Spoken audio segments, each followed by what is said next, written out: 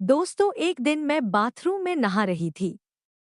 उसी समय गेट पर किसी ने घंटी बजाई। मैंने पूछा कौन, तो उसने बताया कि अक्षय।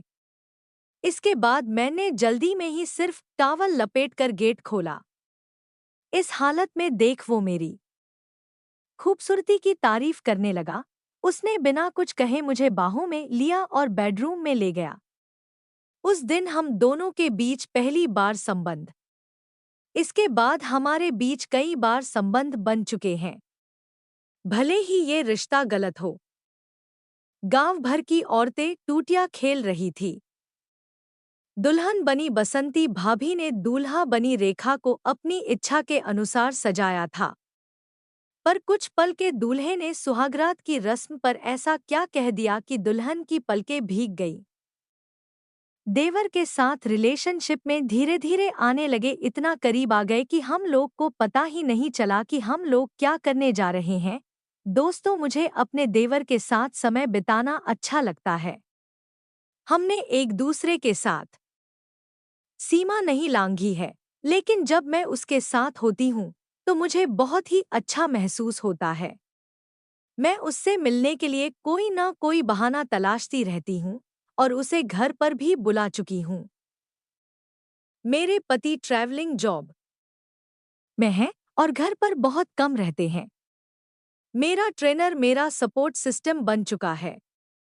लेकिन मुझे डर है कि मेरे पति को कहीं शक न हो कि हमारे बीच में कुछ चल रहा है। मुझे खुद समझ नहीं आ रहा है कि आखिर इस तरह के रिश्ते को क्या नाम दिया जाए। आर्टेमिस अस्पताल में हॉलिस्टिक मेडिसिन में एचओडी डॉक्टर रचना खन्ना सिंह, जो रिलेशनशिप, लाइफस्टाइल और स्ट्रेस मैनेजमेंट एक्सपर्ट हैं, उन्होंने इस सवाल का जवाब दिया। ये बड़ा ही आम रूमानी मिथक है कि एक सही व्यक्ति के साथ संतुष्ट रिश्ते में रहने पर किसी और की तरफ आकर्षण नहीं होता, जबकि सच ये है कि समय समय पर किसी और की ओर आकर्षित होना बहुत ही प्राकृतिक और टाल नहीं सकने वाली चीज है।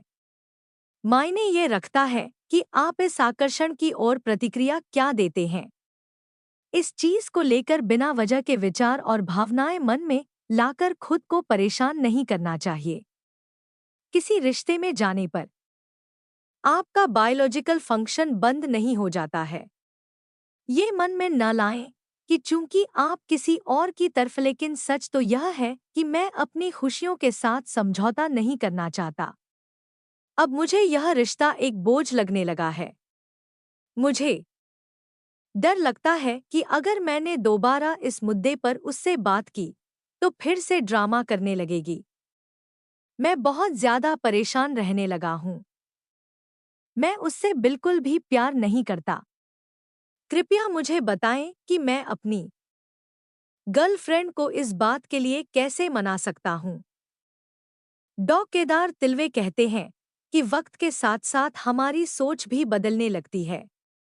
समय आगे बढ़ता जाता है और रिश्ते पीछे छूटने लगते हैं। यही एक वजह भी है कि हम अपने साथी के लिए वैसा महसूस नहीं कर पाते हैं कि जैसे